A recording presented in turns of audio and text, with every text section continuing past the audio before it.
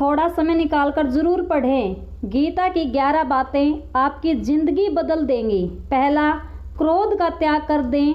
क्रोध से मनुष्य की मति मारी जाती है, यानी मुड़ जाती है, जिससे स्मृति भ्रमित हो जाती है। स्मृति भ्रम हो जाने से मनुष्य की बुद्धि नष्ट हो जाती है और बुद्धि का नाश हो जाने पर मनुष्य खुद अपना ही नाश कर बैठता है। दूसरा, मृत्यु से भी बढ़कर है मृत्यु का भय। न कोई मरता है और न ही कोई मारता है। सभी निमित्त मात्र हैं। सभी प्राणी जन्म से पहले बिना शरीर के थे। मरने के उपरांत वे बिना शरीर वाले हो जाएंगे।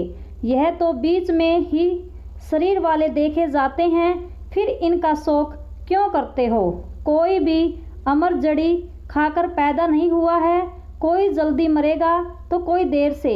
मृत्यु का भय मत पालो। मरना तो सभी को एक न एक दिन है।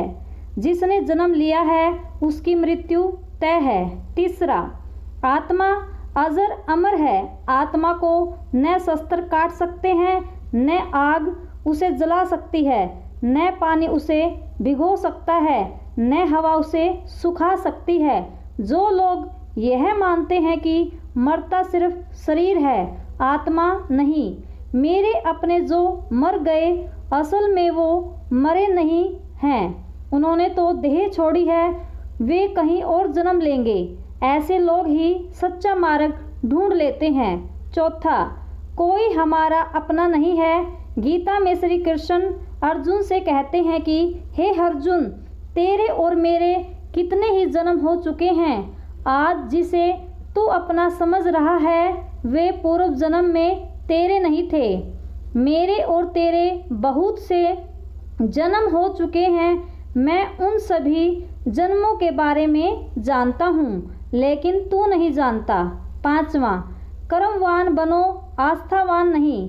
कर्म पर ही तुम्हारा अधिकार है, लेकिन कर्म के ही तुम्हारा अधिकार है, लेकिन कर्म के फलों में कभी नहीं। इसलिए कर्म को फल के लिए मत करो और न ही काम करने में तुम्हारी आसक्ति हो।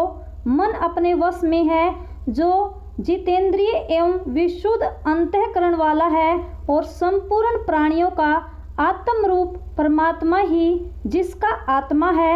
ऐसा कर्म योगी कर्म करता हुआ भी लिप्त नहीं होता। कर्मों में कुशलता को ही योग कहते हैं। छठा, नरक का द्वार।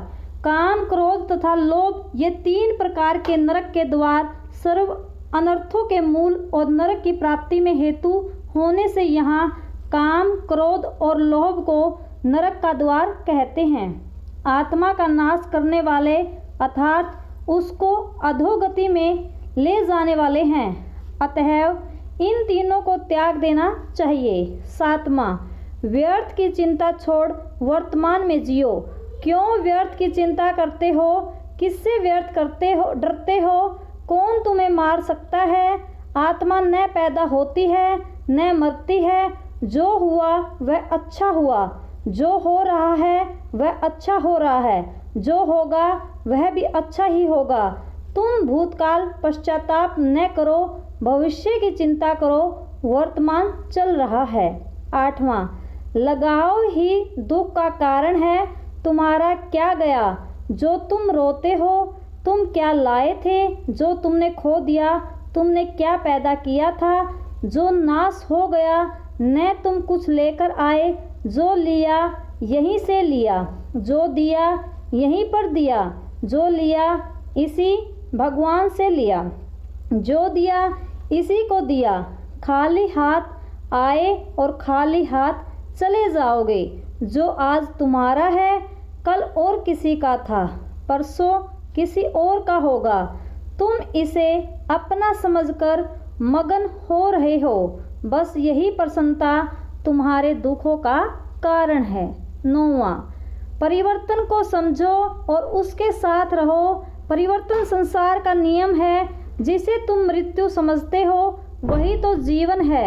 एक क्षण में तुम करोड़ों के स्वामी बन जाते हो, दूसरे ही क्षण में तुम दरिद्र हो जाते हो। मेरा तेरा छोटा बड़ा अपना पराया मन से मिटा दो, फिर सब तुम्हारा है। तुम सबके हो, न यह शरीर तुम्हारा है, न तुम शरीर के हो। यह अग्नि, जल, वायु, पृथ्वी, आकाश से बना है और इसी में मिल जाएगा, परंतु आत्मा स्थिर है। फिर तुम क्या हो? 10वां, धर्म की शरण में रहो। यदि तुम खुद कुछ नहीं कर सकते हो तो श्री कृष्ण कहते हैं कि तुम अपने आप को भगवान को अर्पित करो। यही सबसे उत्तम सहारा है। जो इसके सहारे को जानता है वह भय, चिंता व शोक से सर्वदा मुक्त है। जो कुछ भी तू करता है उसे भगवान को अर्पण करता चल। ऐसा करने से सदा जीवन मुक्त का आनंद अनुभव करेगा। सारे धर्मों का त्याग कर मेरी शरण में हो जाओ। सर्वधर्मा परित्यज्य मामेकं शरणं व्रज। 11वां, विश्वास। मनुष्य अपने विश्वास से निर्मित होता है। जैसा वह विश्वास करता है वैसा वह बन जाता है। सदैव सदैव करने वाले व्यक्ति के लिए प्रसन्नता न इस लोक में है और न ही परलोक में। जो कोई भी व्यक्ति जिस किसी भी देवता की पूजा विश्वास के साथ करने की इच्छा रखता है, मैं उस व्यक्ति का विश्वास उसी देवता में दृढ़ कर देता हूँ। अगर वीडियो अच्छी लगी तो सब्सक्राइब करें।